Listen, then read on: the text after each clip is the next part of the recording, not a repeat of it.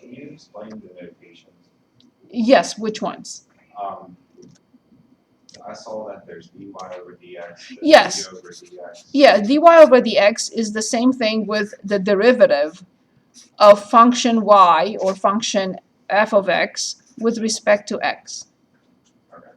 This is basically the same thing with y prime, the same thing with f prime of x, the derivative of y with respect to x. Now, if you're talking about the second derivative, which would be this, it's d2y with respect to x twice, or the derivative of the derivative. The derivative with respect to x of the derivative. That's where the 2 comes from, and that's where the 2 comes from. Now, which one is the appropriate way to write it when you're working out the problem? It depends on the problem. So if we're talking about implicit differentiation, I would use this notation.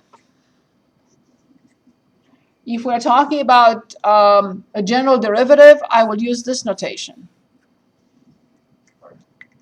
So if you say find f prime of x for a function, I would use this. If you're saying, so this is the function is given directly.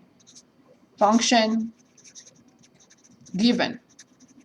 But if the function is not given, I will determine dy over dx instead of writing the first derivative, f prime. Is that what you meant? Yeah. Okay. What they meant. Okay. Then the other one is there was a problem. Yes. It was negative 13 over s raised to the fifth.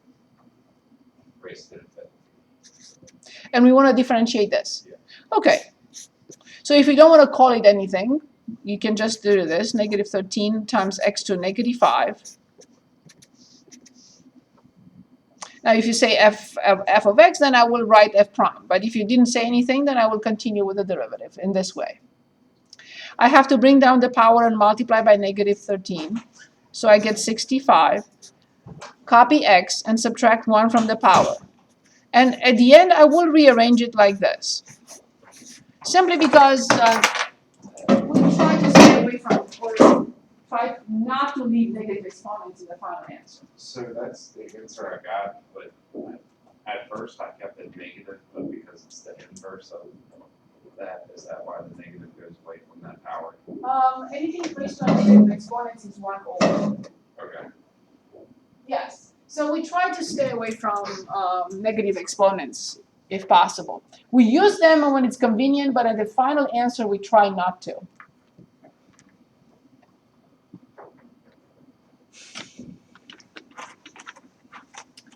Next question. Anything else? Anything? Yes, please. I have Yes, a question right here. Yes, please. Third one. Very good. So the 7th root of t, is that the one? Yes. So we have y equals the 7th root of t plus 2 times the square root of t to the 7th. Am I correct?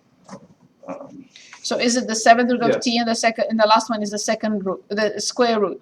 Right. Okay. I refuse to deal with something like this. I will change this into 1 over 7 plus 2t to 7 over 2. And now when I differentiate y prime, I get 1 over 7 times t raised to 1 over 7 minus 1, which is negative 6 over 7. And then plus, I bring 7 halves and I multiply by 2 and I get 7. T to 7 halves minus 1, which is 5 halves.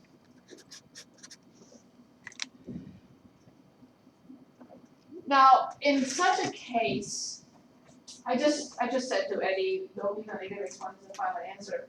Here, I would consider this answer fine. Because there is really nothing I can do. I can bring that t to negative 6, 7 in the denominator. But there is nothing else I can do. So it doesn't really matter. So you could write it as y prime, 1 over 7, and this is the 7th root of t to the 6th plus 7. And this is the square root of t to the 5th, which will be t squared, the square root of t. I will accept both in this case. There is nothing we can do with it any further. So that's a 7t squared, because the square root of t to the 5th is the square root of t to the 4th times the square root of t. And this becomes t squared that goes in front. Is that okay? Yes, please, Eddie. Can you do one more? Yes, of course. It's 7a plus 1 squared. Like this? Yes. And we want to differentiate? Mhm. Perfect. So in this case, we will be using the chain rule. You can expand. It's not a big deal. But if I change this into 8, you don't want to expand. You will have 8, 7a plus 1 to the 7th power, bring down, subtract 1 from the power, and differentiate the inside. So this will be 56, 7a plus 1 to the 7th power. But what we have here is 7a plus 1 to the 2nd power, and you could say, well, I can expand it and then differentiate. That's fine. But let's use the chain rule. We bring down 2, we subtract 1 from the power, and then we multiply by the inner function prime. 7a prime is 7, 1 prime is 0. So then the answer is 14, quantity 7a plus 1. If you want to distribute, you can, but there is no need. This should be a good answer. It should be acceptable. Is this okay?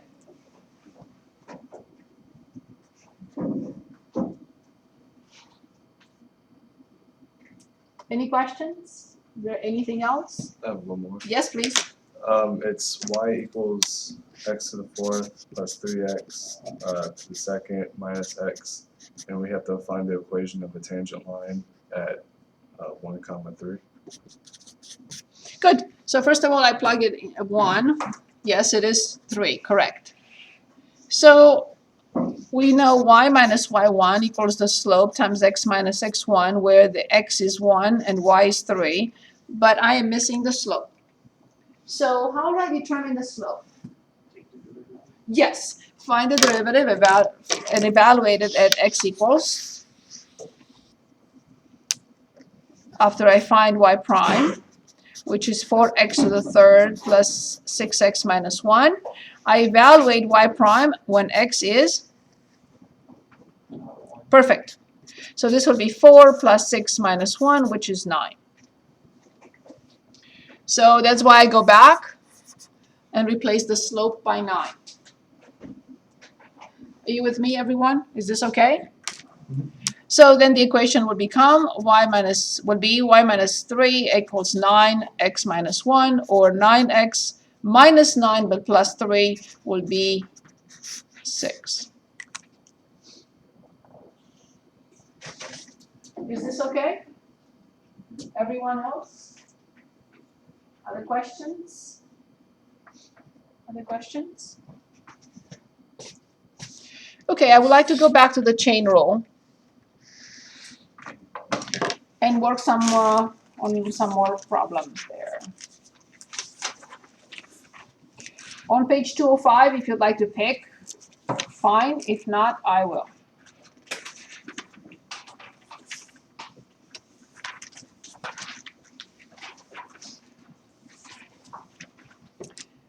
Okay.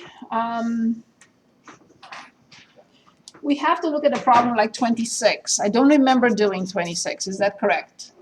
26 on 205, which is g of y equals y minus 1 to the 4th power divided by y squared plus 2y to the 5th power. I don't think we worked on this problem. We only had a couple of problems last time, correct? Yeah. Perfect. You will see in chapter 4 why this is such an important type of problem. So it's what type of function, first of all? Rational function, very good. You could change it into a product if you wanted to. I don't recommend it. I will always change a rational function into a product if this is a number, just a number. But if it's not a number, I would personally not change it into a product. So we are asked to find g prime. I will use the quotient rule. Can anyone help with the numerator, the derivative of the numerator? So 4, y minus 1 to the, very good, times the inner function prime. Can anyone give us the inner function prime? 1, very good. Times the denominator, y squared plus 2y to the 5th power minus the numerator. But now we have to be very careful because we have to differentiate the denominator. And the denominator in the denominator will be raised to the 2nd power. So power 5 multiplied by 2 is power 10. So let's differentiate the denominator, please. We bring down 5. We multiply by by y plus squared plus 2y to the 4th. And of course, I ran out of room. Multiply by the inner function prime, which is 2y plus 2. Is this, let's stop for a moment, because I'm not sure whether everyone was able to follow. So was Yes. it you brought down the power, then wrote y squared plus 2y, and then differentiated The inner function. the inner function? Right. So let's do this one more time. So 4 comes in front, I subtract 1 from the power, and then I differentiate this, which is 1, times, I copy the denominator, minus, I copy the numerator. And now I have to differentiate this. 5 comes in front, I subtract 1 from the power, y squared plus 2y to the 4th, times the inner function prime, which is 2y plus 2. Is this okay? Mhm. Yes? Now, it is absolutely mandatory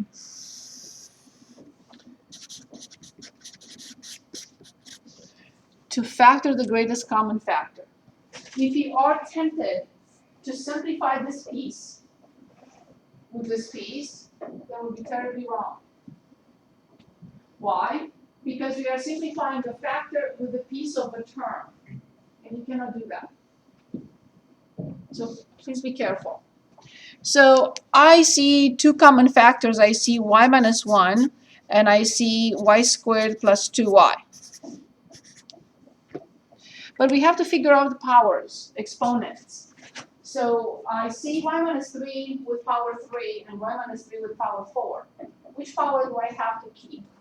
Or I can pull out? Always the smallest of the 2. Very good. What about y squared plus 2y? What power do I pull out? I have here 4, and I have here 5. So which power do I copy? 4. Of course, thank you. Now we have to be very careful to see what's left inside. Are you with me? Okay, so y minus 1 to the 3rd is out, 4 is still in, and 5 of these, from 5 I subtract 4, right? So there is 1 left, minus. There is a 5 left, a y minus 1, because I had 4 and 3 are out, and I have 4 of these, but they're out, but now this is also inside, 2y plus 2.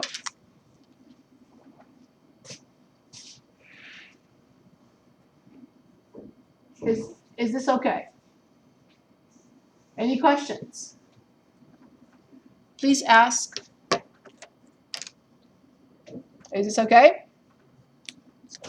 Yes? Only now I can do this. Because I'm removing the same factor, 4 from the top and 6 and 4 from the bottom, and I have left 6. Here I have to perform the operations. This has to be completely simplified and in one parenthesis. So we continue writing y minus 1 to the 3rd. Y squared plus 2y to the 6th in the denominator. And now let's see what we have in here. So 4 distributed to y squared, this is 4y squared, plus 4 distributed to 2y is 8y. Here, I noticed something. I noticed that this piece can be rewritten as 5 y minus 1 times 2 times y plus 1. If I factor out the 2 here, do I have to factor? No. But here's why I factored. Because this product is very easy, is y squared minus 1. And then 5 times 2 is 10. So what I have to do is distribute 10 to this with minus in front. So negative 10 y squared plus 10. Do you have to do this? No. Just multiply y minus 1 by 2y plus 2, and then at the end distribute negative 5. Same thing. But it was easier for me to calculate by simply factoring out 2 from 2y plus 2. And then 5 times 2 is 10. And y minus 1 times y plus 1 is y squared minus 1. And times negative 10 is negative 10 y squared plus 10. Do we agree with this? Do we see this? Please say no if you don't.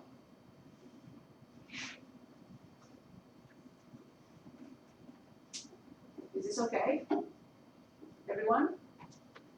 Okay, so now we finalize it by writing y minus 1 to the third. Then we have negative 6y squared plus 8y and plus 10. And everything divided by y squared plus 2y to the sixth. I would also factor out a negative 2 to prepare it for chapter 4. You'll see what I mean. So negative 2, y minus 1 to the third, 3y squared minus 4y and minus 5. Y squared plus 2y to the sixth. And this is it. And that's final. So one more time, do we have any questions on the previous steps? So you could Please, just, Han? Yes, go. Oh, sorry. Just 1 second. Yes. So if you let's say you got to the last second step and you get points taken off if you like didn't simplify. No. Just remember, like we don't like negative exponents in the final answer, we really don't want negative leading coefficients as much as possible. That's the reason why I pulled out a negative 2. Yes. So you could have just FOILed the y minus 1 and 2y plus 2 and distributed the negative 5, you said? Over there? Right. Oh, yeah. Yes. So instead of what I just did, so we had negative 5, y minus 1, and 2y plus 2, correct? Mm-hmm. Okay. So I will not involve this just yet. I will let it wait. I will distribute 2y squared plus 2y minus 2y and minus 2, which, as you see, these two go away. So negative 5, 2y squared minus 2, and when I distribute negative 5, I get negative 10y squared plus 10. Okay. And Yes? even if the y minus 3 to the third doesn't have a 2 in it, you'd still pull out a negative 2? I did not touch this. Oh, you just put it in front of the... I factor out a 2 from here. Right. I cannot touch that. It has a power also. Right. Can't do anything to it. So from here, I factor out a 2 because just imagine that this is A times B times 2. It's the same thing with 2AB. Okay. I'm not distributing. I cannot touch this. This is untouchable. Okay. Is that better? Yep. Perfect. Other questions? Very good questions. Anything else here? Okay, this was an example of a rational function differentiating using the chain rule and the quotient rule. Okay.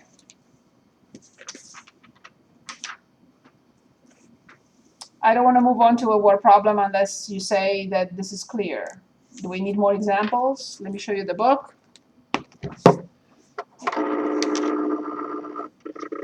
So, if anything else catches your eye on differentiation, Number 23. number 23. Very good. number 23. 23 on page 205. We have y equals the square root of 1 plus 2e to 3x. Perfect. Remember what happens here. We are differentiating a function that is under a square root. Let me refresh your memory. The square root of a function prime is 1 over 2 the square root of the function times the function prime. This is the formula forever for differentiating a square root of a function. So then y prime will be 1 over 2 the square root of 1 plus 2e to 3x times the inner function prime. When I differentiate 1, I get 0. When I differentiate 2e to 3x, I get 2e to 3x times the inner function prime, which is very good. Do we see this? Yes? Questions? So this numerator is 6e to 3x over 2 the square of 1 plus 2e to 3x, and of course I will simplify, and I get 3e to 3x over the square root of 1 plus 2e to 3x. If at any point in time, because I see that some of you know this material, if at any point in time you think it's too fast, you have to stop me, and I'll go back and explain. Is it blurry or is it? Thank you. I was going to say, is it blurry or I need new glasses?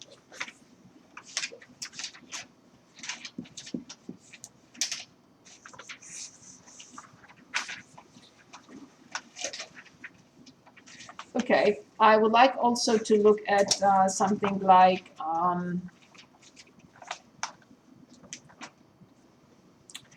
(41) on page 205. F of t equals sine squared of e raised to sine squared t. This is not a friendly problem. Let's see how many functions are involved in here. And remember, we always start with the outer function to differentiate. Differentiate the outer function first. So here it is. The power, then sine, then the inner function, then the power, and then sine. So, can anyone help with this? Eddie, do you need more time?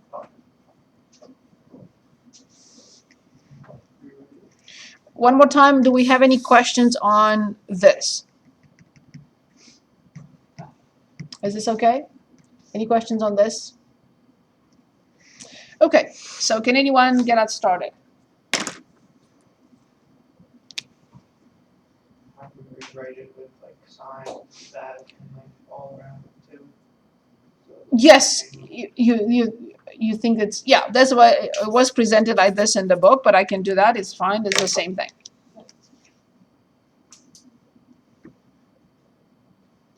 Perfect, okay.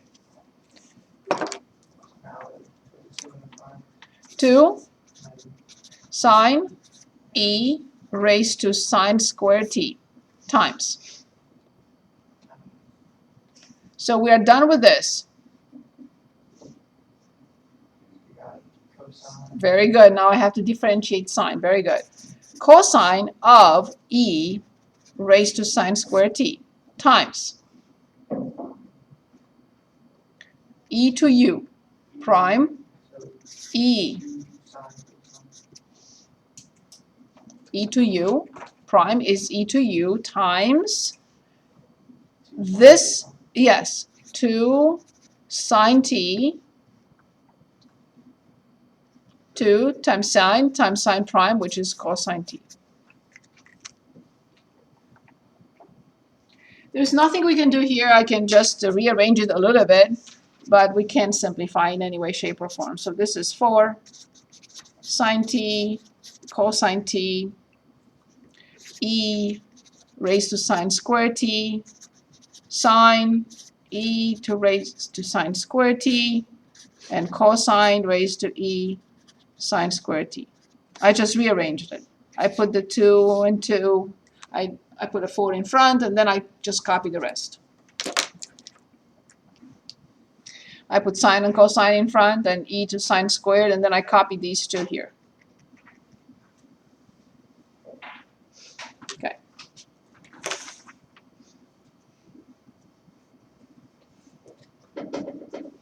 Any questions?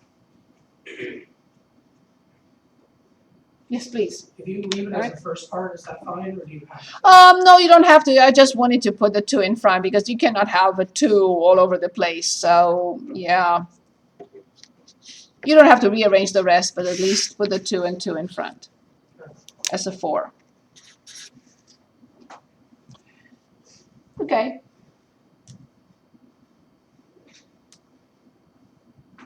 I'd like to look at problem 76. Let's read it. Show that the function, for what values of r does this function, no one can see. Okay, now you can, I think. So for what values of r does the function y equals e raised to rx satisfy the differential equation, the second derivative of y minus 4 times the first derivative plus the function y equals 0. So this is our first encounter with differential equations.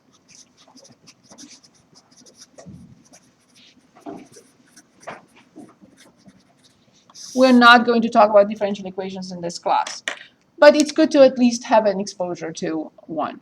So we are told y double prime minus 4 y prime plus y equals 0, and the function is e raised to rx.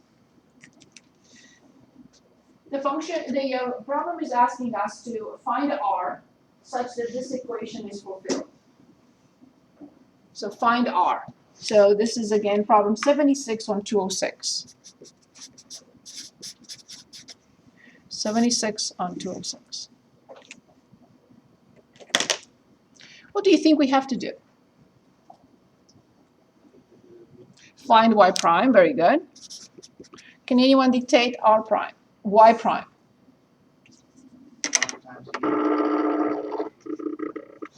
So e raised to rx times r. Very good. So we determine this quantity. We have this, and now we have that. What we don't have is this. So let's continue. The second derivative.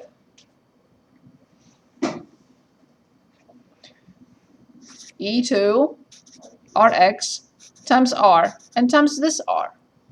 So this will be r squared e to rx.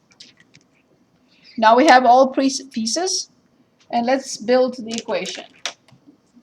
The differential equation consists of the function and its derivatives. It may only have the derivatives, not the function at all, but differential equations always have derivatives in them. Yes? Noah? Can we complete the second derivative? I thought it would do like the f minus x times R is a constant, Gotcha. so we can't use the product rule here. R is a constant. We're asked to find r such that the equation is valid, has solutions. Where did we find the second r? So when I differentiate this, I have e to u times u prime, and u prime is an r, Okay. right? When you differentiate the power, and then times r, because this is this. But this is this, the derivative of e to rx. Gotcha. Better? Mhm. Yes, Eric? What, if the first r is a constant, why would it not change to a 1? Or is it a 0? Because we're not using the product rule. Very good question. So let me explain. So if I have, let's say, 2x squared prime, all I write is 4x. If you want to use the product rule and consider that this is function 1 and this is function 2, you will still get the same answer. But you're making it more difficult. So when you differentiate, so then 2x squared prime, I differentiate the first function, if you want to call it the first function, and I get 0 times x squared plus the first function times the second one prime, and this goes away, and I still get 4x. So every time I have a constant times a function, there is no need to use the product rule because I would have a first term 0 times the function. Very good question. So there is no need here. Now I go back and replace. In y double prime, I have r squared e to rx minus 4 e to rx plus e to rx equals 0. This is our equation now, and we want to solve it.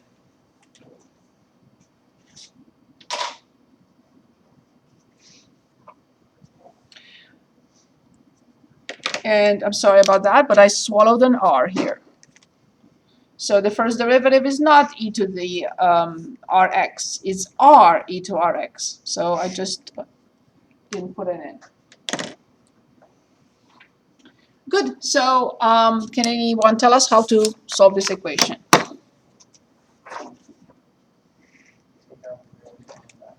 E to rx. Very good. So we have inside r squared minus 4r plus 1.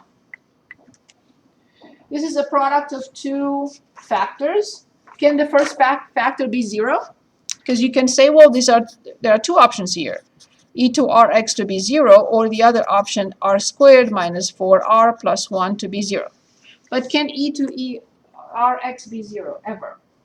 No, it's an exponential function. It's never 0. So that's not possible. So for this equation to have solutions, this has to happen. R squared minus 4r plus 1 must equal 0. So what do I do next? I have to solve the equation r squared minus 4r plus 1 equals 0. How do I solve this?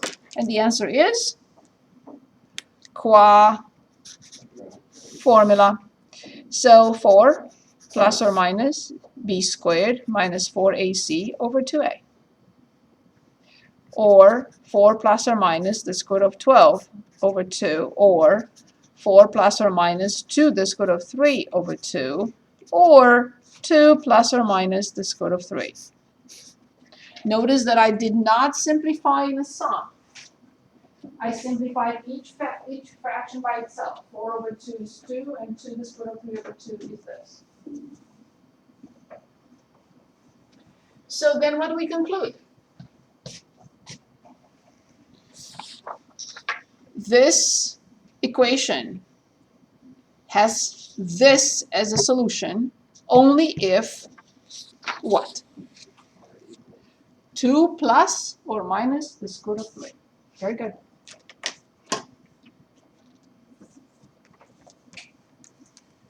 Any questions? Please, Han? I'm kind of confused on like for the chain rule. Like Yes. If it's like saying finding the derivative. Yes? And then multiplying it by the derivative. Yes. Like why is like does that make sense? Yes. So one example would be this. Remember when we differentiated, we got 1 over 2 the square root of x, and I said the correct answer is this. But the reason why we omit this is because it's 1. Now if I put a function in here, then I have no choice, I have to multiply by f. And So this is one explanation. The other one will be, for example, if I have 2x plus 1 squared prime, as another example, then I have 2 times 2x plus 1 times the inner function prime. And this will be 8x plus 4. Let's say we don't do this.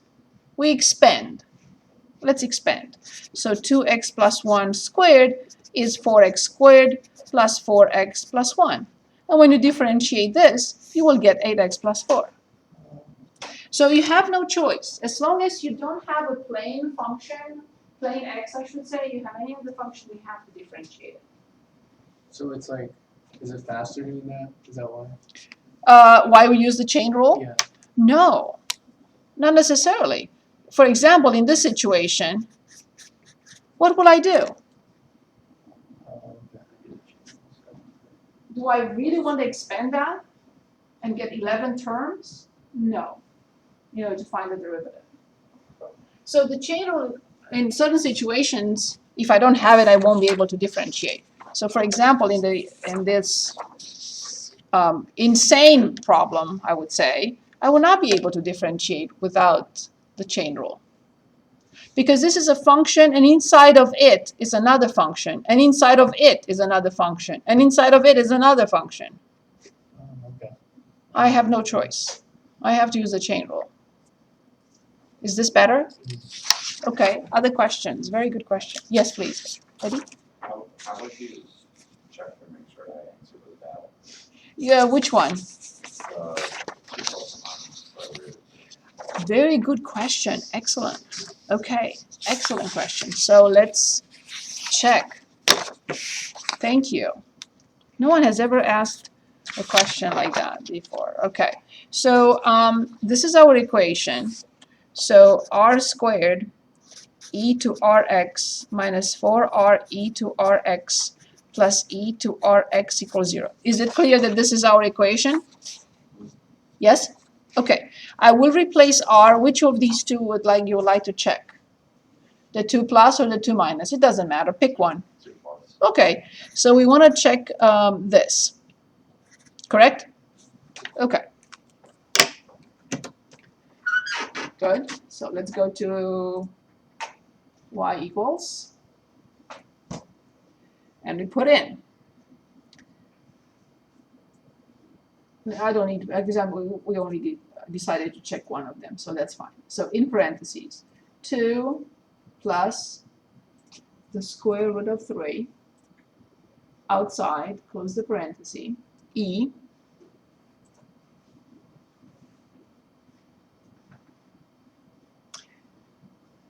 I have to factor out e to rx anyway, so I don't need to put it in. So that's squared. Just make sure that it's going to squared. And then minus 4 in parentheses 2 plus the square root of 3. I didn't mean that. How did that pop up? Yeah, of course. This software is just okay.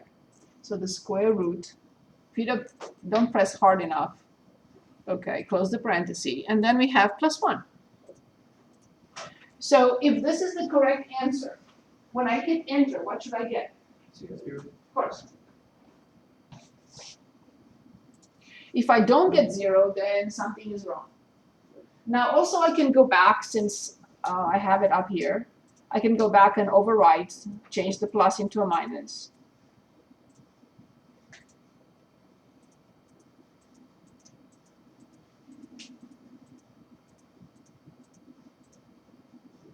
And when I press enter, I still have to get 0. Very good. Questions? Is this okay? Perfect. I'd like to look at a word problem now. Let's take a look at 84. Caught my eye. Let's read it together. Under certain circumstances, a rumor spreads according to the equation, where P of t is the proportion of the population that knows the rumor at time t. A and k are positive constants. Find the limit as t approaches infinity from P of t. We're going to do that in a minute. And then find the rate of spread of the rumor. And then they're giving us A and K. We can graph it if you want. And this is a logistic growth model, so it's an important type of function. You don't have to memorize it. Okay, so this is 84 on page 207. And let me copy the function. P of t equals 1 over 1 plus a e to negative kt, where a and k are positive constants. And p is the proportion of the population, so p is proportion. And T is time. So the first question, we're asked to find the limit of P of t as t approaches infinity, which is limit of as t approaches infinity from 1 over 1 plus a e to negative kt. Let's take this slowly. Where do I start?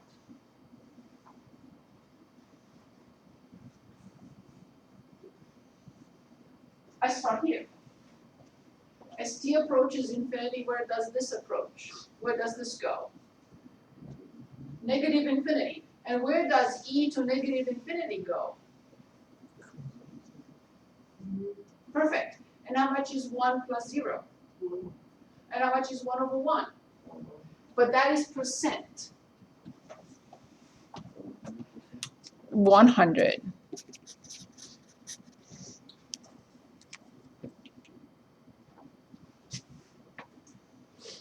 Part B. Find the rate of spread of the rumor.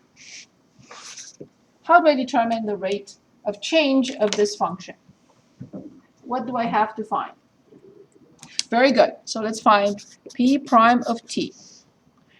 In this case, yes. If you remember a few minutes ago, I said if this number is 1, I will, or a number, any constant, I will change this into a product. How do I change it? Into 1 plus a e to negative kt raised to which power? That's it. So I will differentiate 1 plus a e to negative kt to negative 1.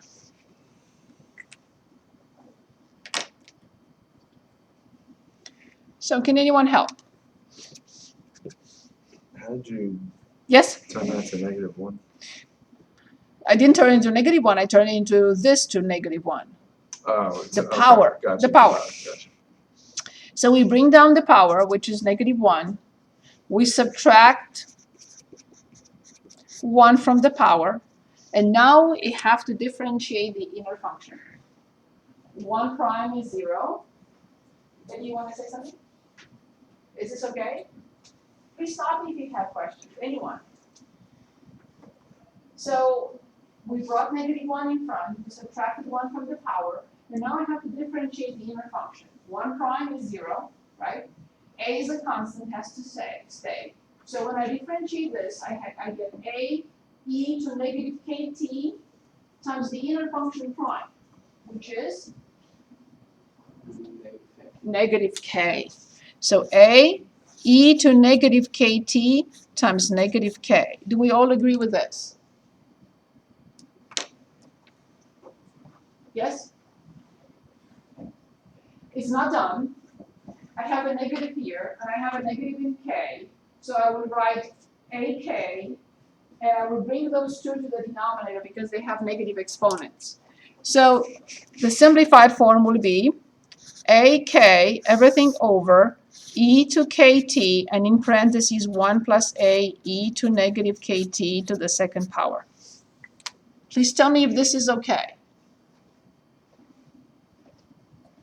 I had a negative 1, an a, and a negative k, so the numerator is ak. This has a negative exponent, it goes to the denominator with a positive exponent, and e to negative kt goes to the denominator because it has a negative exponent. Is that okay? So this is the rate of change. Yes, hon? So why did the negative k come out? Like, what do you multiply by negative k? This one? Yeah, like the. So when I differentiate, let me write that and I'll come back. So when we differentiate e to the x, we get e to the x. But when we differentiate a function, e raised to a function, this is e to that function times the function prime. So e to negative kx or kt is e to negative kt, but now I have to differentiate this, which is negative k. Is that better? Yes? They found the derivative of that derivative, and they found that derivative. So when I differentiate a function that has a function inside, I differentiate the function, and then again times the function that is inside prime, as you just asked a few minutes ago, right?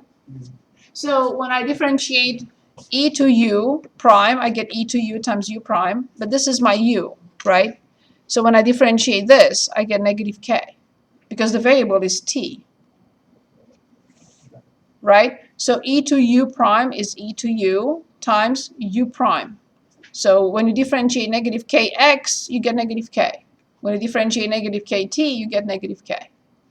So that's why we have e to negative kt times negative k. And when I multiply negative 1 by a by negative k, I get this here. This has negative power, goes to the denominator. This has negative power, it goes to the denominator with a positive power. Better? Other questions? Yes? So you distribute, multiply that -1 to the a and to the negative k. Yes, because these are just numbers. So I can multiply this piece by this piece and by this piece. So They have no powers. I can rearrange them. you can, like, you combine a and k, so that'd be negative ak times that -1, which would make it, okay. AK. Okay. Right. Only because -1 times a times negative k is negative k times -1 times a is a times -1 times negative k. I can rearrange them the way I like. Okay. Is this better, everyone? Okay. And a was the constant in this. Yes, we were told that a and k are constant, positive constants. Okay? Okay. Now, the next section that I would like to discuss is 3.5, implicit differentiation.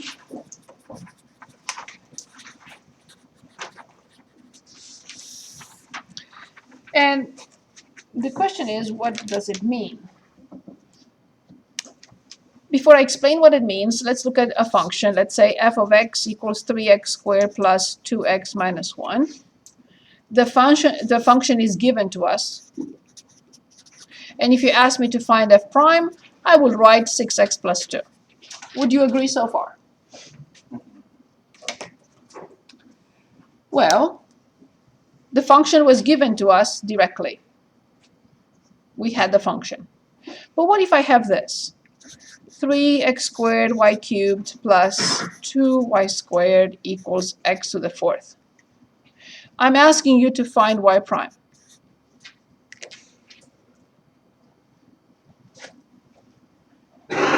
You will say, wait a minute, give me a moment, I want to solve the equation for y, and once I'm done, I will differentiate the function and find y prime. But no one can do this. No one can solve this equation for y. So we can still find an expression for y prime. It will depend on y. But I can still find an expression for y.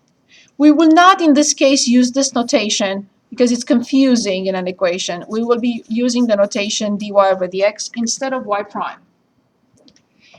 So the function is given to us, but implicitly. And I can solve this. But I can still find dy over dx. Here's another recall from a long time ago. So if I want to solve this equation, what do? I square both sides, right? That's how I solve such an equation, a radical equation. Well, I'm allowed to, and I have no choice. I will apply a similar procedure. It's not squaring, but it's differentiating. So we will differentiate the left-hand side, and we'll differentiate the right-hand side, the left and right. Now, let me caution you on one thing. We are asked to find dy over dx. What does this mean? Well, the derivative of y. We don't have y. But what does this say also to us? It says that y is a function of, thank you, y is a function of x. That's what it says to us. So you cannot consider it a variable. This is a function. I'm going to copy the equation.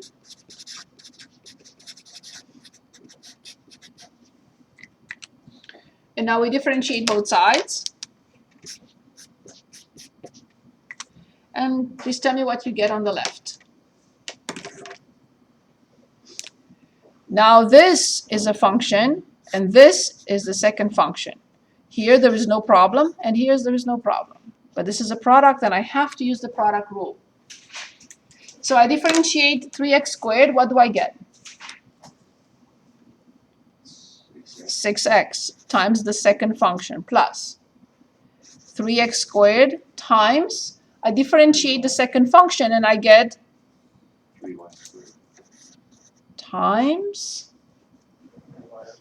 thank you very much, the inner function prime. Can you put the dy dx in front of it? In front of before, like the 3x squared dy dx, 3y to the second? Or does You that- can if you want to. You can. You can. I don't recommend it. It gets a little confusing, but you can. Okay. So this, it's only this piece. Mhm. Plus, can anyone give us the second part, which is this? 4y. Very good. And can anyone give us the right-hand side differentiated? Excellent. Remember, we are after one quantity that is present in two different terms. I'm after this only. I will rearrange it a little bit. 6xy cubed plus 9x squared y squared dy over dx plus 4y dy over dx equals 4x cubed. One more time, we are after this. It's present in both terms, and I have to pull that out. And I move this term to the other side. So 4x cubed minus 6xy cubed. And please give me what is left in parentheses. From those two terms that have dy over dx, I have to factor out dy over dx. And what is left in parentheses? Finally, exactly. Finally, I have an expression for dy over dx. It's 4x cubed minus 6xy cubed over 9x squared y squared plus 4y. Now if you say, oh, what did you accomplish? Nothing. You determine an expression for the derivative, but you still have the function in it. You don't have the function. True. But I can evaluate if we find a point that is on the equation and you say evaluate for x equals a and for y equals b, I can, and I give you a number. So although I don't have the function, at a particular point, I can determine the slope of the tangent line, or I can determine the rate of change at that point. Although I don't have the function, and I do have an equation, however, that has the function in it, but I cannot solve it for the function. I can still find an expression for the derivative of y, and I can evaluate it and find the rate of change, the instantaneous rate of change at that point. Let's choose a problem from your book. So on page 215,